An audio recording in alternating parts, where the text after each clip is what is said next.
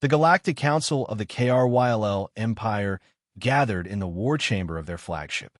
The holographic display showed a small blue planet, third from an unremarkable yellow star. Admiral Zorgan, a towering figure with armor plates grafted to his exoskeleton, studied the projection with 6 narrowed eyes. Ambassador Grornak, your final assessment, if you please. Zorgan's voice rumbled through the chamber. Ambassador Grornak, older and more weathered than most KRYLL diplomats, stepped forward. His intelligence career spanned decades, and he prided himself on thorough analysis. He cleared his throat nervously. After 15 years of observation, my conclusion remains unchanged. Earth presents minimal resistance potential despite its strategic location and resource wealth. He gestured to the hologram, which zoomed in to show sprawling cities filled with art installations, gardens, and cultural centers. The humans have evolved beyond warfare. Their military exists only as ceremonial guards and historical reenactors. Their weapons are museum pieces. Their combat skills are preserved only in choreographed performances for tourists.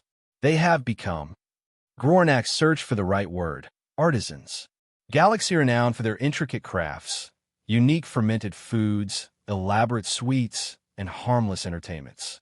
The display showed humans tending cosmic bonsai trees, participating in retro esport tournaments, and hosting elaborate peace festivals where historical battles were depicted as stylized dances.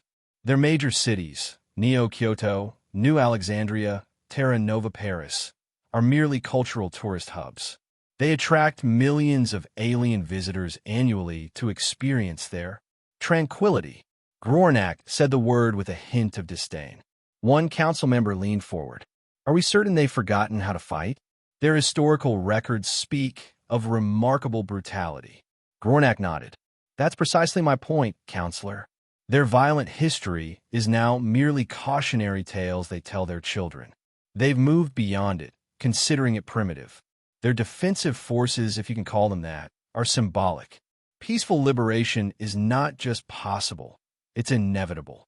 The council members exchanged glances, mandibles clicking in their species equivalent of nodding. Any dissenting views? Asked the council elder. Silence filled the chamber. Then we shall proceed with Operation Peaceful Harvest, Zorgan declared.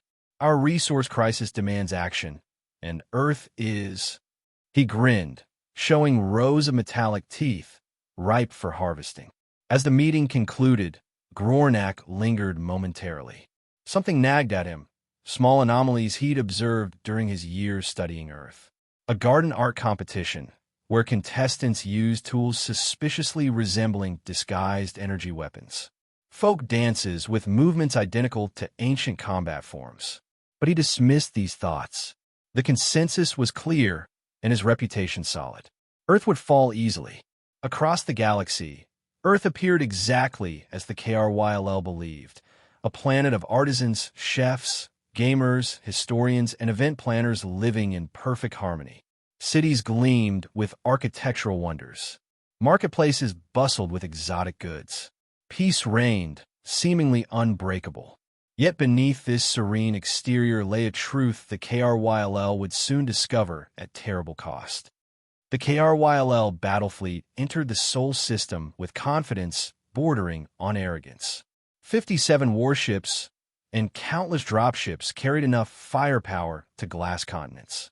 They positioned themselves in low Earth orbit and transmitted their ultimatum on all frequencies. People of Earth, this is Admiral Zorgan of the KRYLL Empire. You have 24 Earth hours to surrender your planet and all resources. Resistance is futile and will only lead to unnecessary suffering. Choose wisely. On the command ship, Zorgan watched the planet with anticipation. Any response, communications officer? Yes, Admiral. The Earth United Nations is broadcasting a reply. The main screen displayed a human in elaborate ceremonial robes. Greetings, Admiral Zorgan. We express our deep concern regarding your communication. We propose comprehensive cultural exchange negotiations to foster mutual understanding of our shared universal values. Perhaps we could begin with an exhibition of our traditional origami peace cranes. Zorgan blinked in confusion. They want to show us. Paper folding. His officers laughed. The communication continued, showing Earth citizens holding massive peace vigils, folding enormous nanomaterial cranes, and releasing them into the sky. As I predicted, Grornak said smugly, they've forgotten what real conflict means. Yet as the ultimatum timer counted down, something extraordinary was happening across Earth. When the KRYL ultimatum was verified authentic, a hidden signal system embedded deep within networks ostensibly meant for entertainment and commerce. Activated.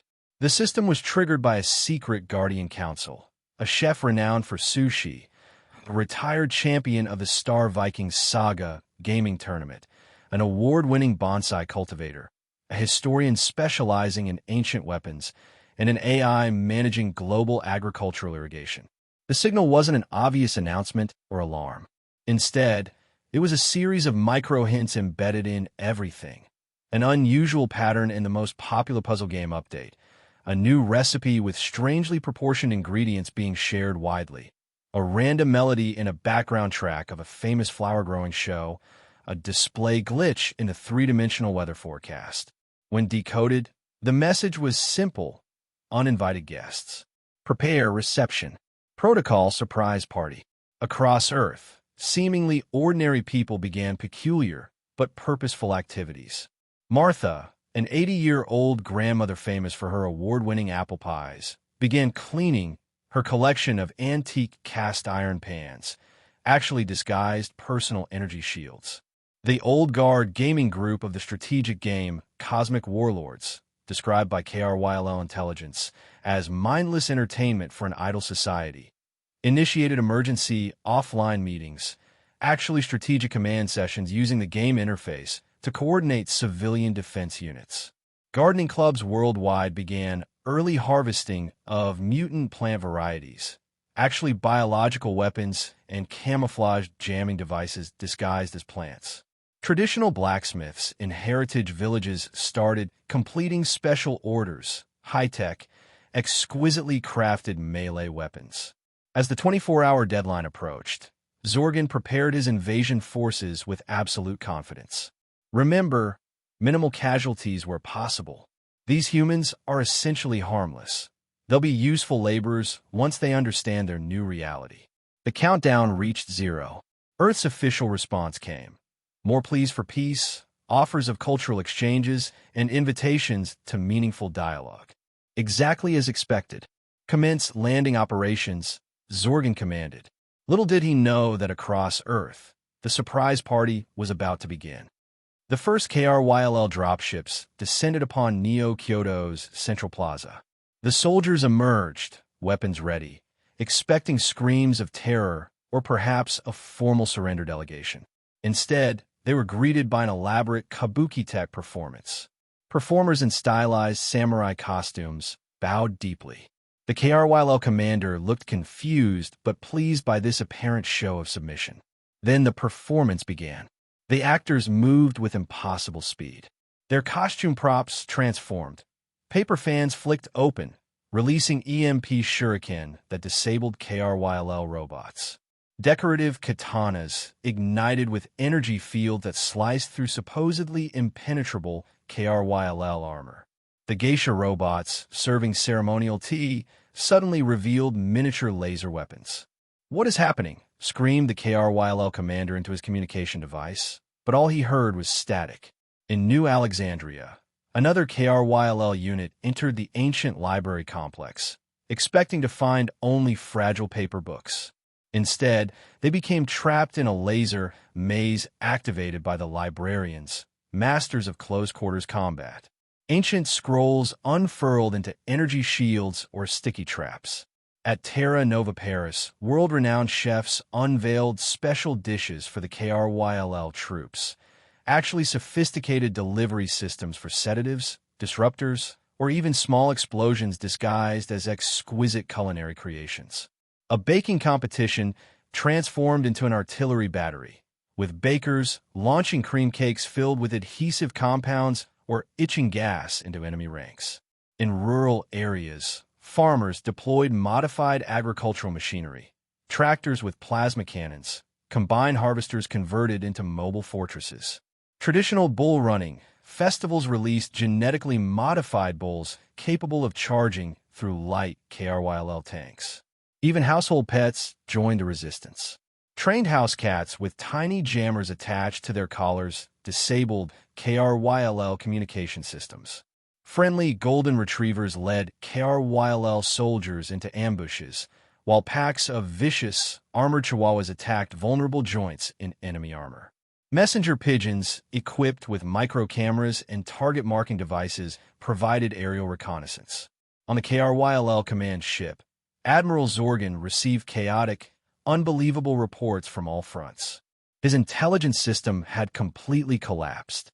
He couldn't comprehend how these harmless civilians were fighting with such organization and effectiveness. Grornak, watching from the command ship, began to realize that all those anomalies he had dismissed were actually clues to a massive deception. The strange garden art competition, where contestants used disguised energy weapons, the folk dances that mirrored combat forms.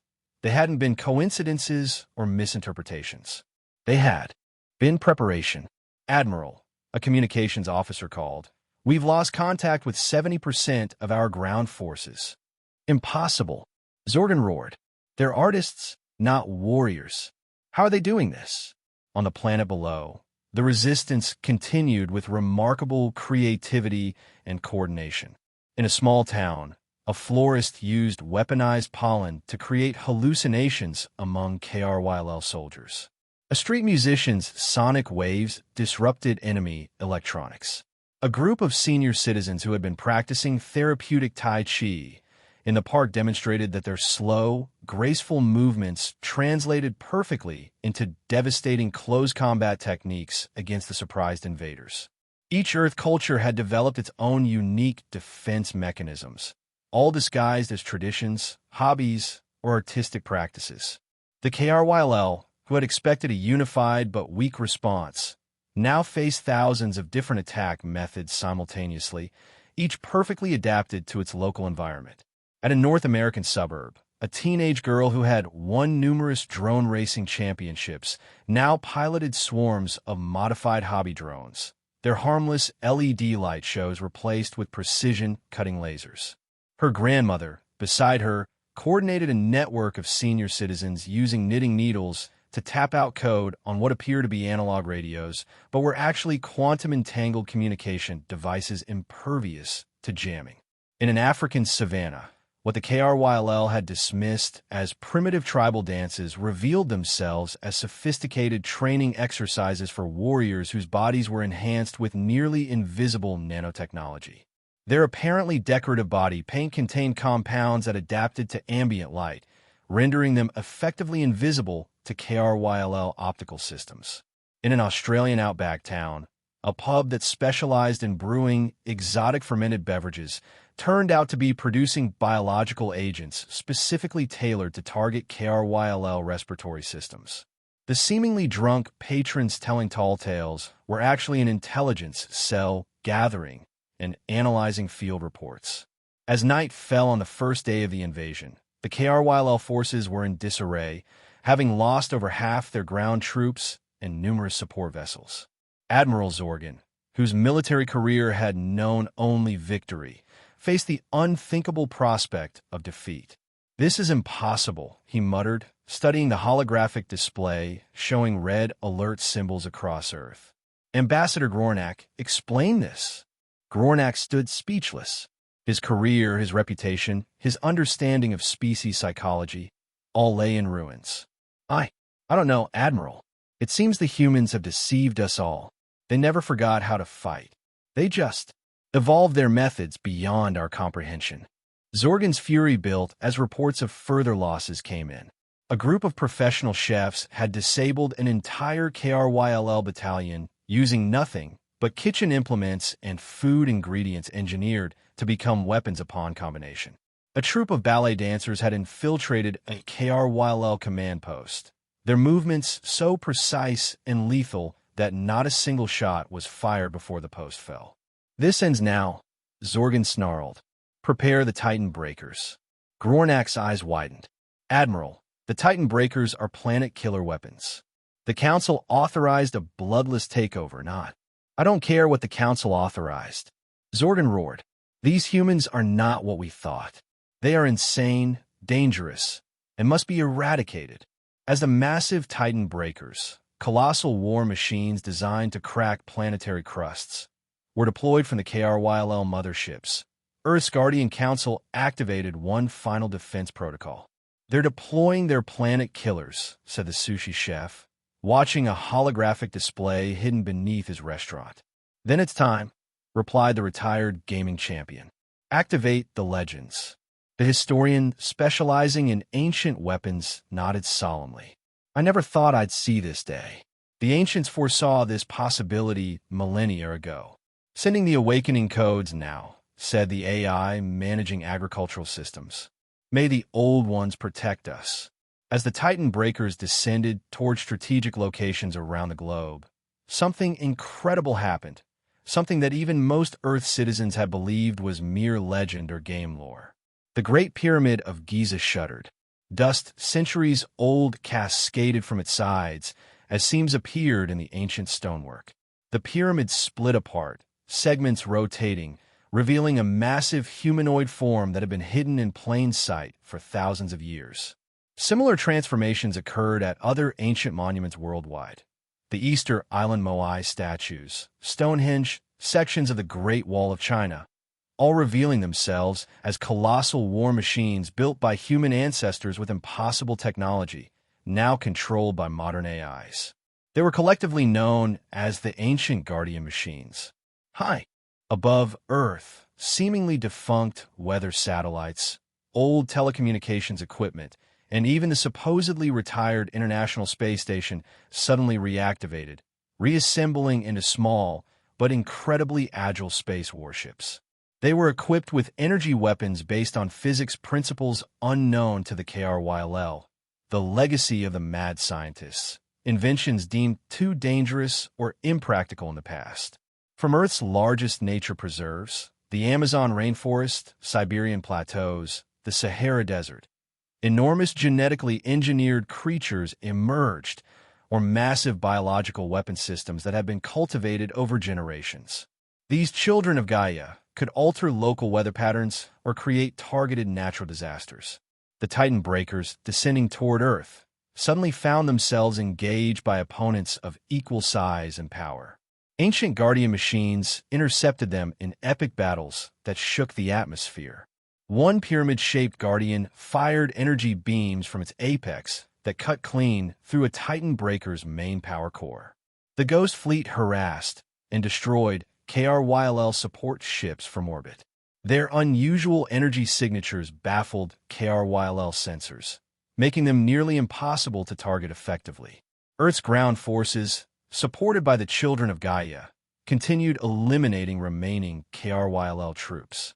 In one memorable encounter, what appeared to be an ordinary mountain unfolded into a massive organic artillery platform, launching biologically engineered projectiles that sought out and engulfed KRYLL dropships. Admiral Zorgan watched in horror as his command ship came under attack by an ancient Guardian machine. The Great Sphinx of Giza, whose eyes now glowed with energy beams targeting the ship's vulnerable sections. System after system failed as the once mighty vessel became a helpless target. "This can't be happening," Zorgan whispered, his military discipline finally breaking. They were peaceful. They were artists and farmers and chefs. How could they hide? This. Grornak, seeing the complete collapse of the KRYLL invasion force and recognizing the deadly error of his intelligence assessment, made a decision. While Zorgan ranted and raged, Grornak secretly transmitted an unconditional surrender signal to Earth's Guardian Council. "This is Ambassador Grornak of the KRYLL Empire," he transmitted. "We surrender unconditionally and throw ourselves on the mercy of Earth. The failure is mine alone. My intelligence assessments were catastrophically wrong. Please cease fire and allow our surviving forces to withdraw." Within minutes, the ancient Guardian machines halted their attacks. The Ghost Fleet took up positions around the remaining KRYLL vessels, but stopped firing. The children of Gaia returned to their sanctuaries. Across Earth, the resistance forces stood down but remained vigilant. Zorgan, broken by defeat, was confined to his quarters as Grornak assumed emergency command of the KRYLL forces. "The humans have accepted our surrender," Grornak announced to the stunned crew. "And their terms are unusual." The surrender terms imposed by Earth's Guardian Council were indeed unprecedented in galactic history. Rather than demanding territory or war reparations, they required the KRYLL Empire must broadcast the entire failed invasion, recorded by billions of disguised Earth cameras, on all their media channels and intergalactic networks as a humorous action/documentary series titled KRYLL's Folly: Lessons in Earth Invasion. The KRYLL must produce and sell toys, games, and merchandise based on characters and events from the conflict. Examples: Giza Guardian machine models, Grandmother Martha action figures with energy pan accessories, Pets vs. KRYLL video games. All profits would go to the Galactic Cultural Reconstruction and Humility Education Fund. Ambassador Grornak would serve as a technical consultant and reluctant victim for the documentary series. Across the galaxy, other species watched with astonishment, respect, and some fear. Earth's image as a gentle planet had evaporated completely. Many other warlike species reconsidered their plans. Several sent delegations to Earth to learn about cultural preservation techniques and self-defense arts. On Earth, citizens cleaned up after the party. The ancient Guardian machines returned to their dormant states. Weapons were carefully stored away. People resumed their daily lives: baking, gaming, gardening, and pet care. But now, in the eyes of the universe, these activities carried an entirely different meaning. The Guardian Council members returned to their regular jobs, always ready for the next party. Several months later, an alien family was touring Earth. Their curious child pointed at a man trimming a bonsai tree in a public garden. "Don't stare too long, son," the father whispered, pulling the child's hand away. "You have no idea what those scissors can do." The bonsai trimmer, a Guardian Council member, smiled slightly and continued his work. A cat curled at his feet, opening one eye as if observing the tourists. Earth remained peaceful, but the galaxy now understood that this peace was a choice, not a weakness. Behind every baker, gamer, and gardener was a warrior who had not forgotten the ancient arts of war, but had simply integrated them so seamlessly into daily life that they became invisible to outsiders. The most dangerous fighters in the galaxy, it turned out, were those who didn't need to look dangerous at all. From their defeat, the KRYLL learned an important lesson that they now shared, involuntarily, with the galaxy. Just because someone offers you a beautifully decorated cake doesn't mean they've forgotten how to use the knife. The KRYLL's Folly documentary series became the highest-rated entertainment program in galactic history. Merchandise sales generated enough revenue to fund peace initiatives throughout 3 spiral arms of the galaxy. Grandmother Martha's action figure, complete with Force Shield frying pan and pie bomb accessories, outsold all other toys for 3 consecutive galactic standard years. Ambassador Grornak, initially reluctant about his role as the series' expert who got everything wrong, eventually embraced it. His self-deprecating humor and genuine reflections on the dangers of cultural arrogance made him an unexpected celebrity. His memoir, How I Misunderstood Earth and Nearly Destroyed an Empire, became required reading at KRYLL diplomatic academies. Admiral Zorgan disappeared from public life, reportedly taking a position as a maintenance technician on a remote KRYLL mining outpost. The galactic balance of power shifted dramatically. Militaristic empires began devoting more resources to cultural understanding and less to weapons development. The KRYLL, humbled but reformed, transformed into mediators rather than conquerors. Earth remained as it had always been, a planet of extraordinary diversity, creativity, and hidden depths.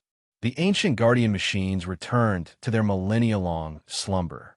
The Ghost Fleet components resumed their disguise as ordinary satellites. The children of Gaia retreated to their preserves.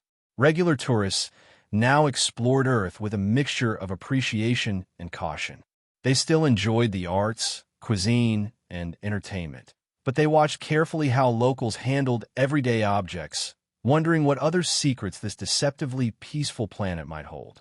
At the Intergalactic Cultural Exchange Center in New Alexandria, an exhibit displayed the history of Earth's relationship with warfare. The final placard read, "True peace is protected by the capacity for defense, even when that capacity is disguised in the most unexpected forms." Below it, a small, handwritten note added, "The next surprise party will be even better." A security camera tracked a tabby cat wandering through the exhibit hall, a tiny gleaming device barely visible on its collar, its eyes alert and watchful. Somewhere in the galaxy, a species plotting conquest looked at star charts and briefly considered Earth before quickly moving on. "Not that one," their leader said. "Trust me, you don't want to attend their parties."